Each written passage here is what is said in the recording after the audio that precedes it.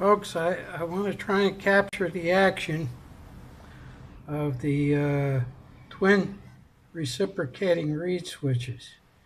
This is the output reed switch. You see what's going on? It's opening and closing. Now watch over here. Damn it. I just slipped the ball.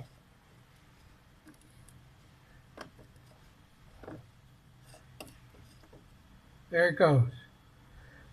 That's the input reed switch.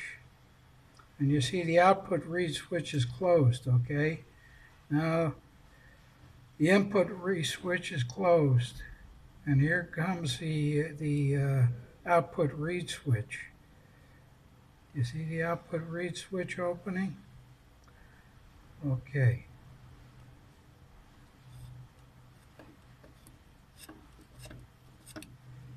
All right.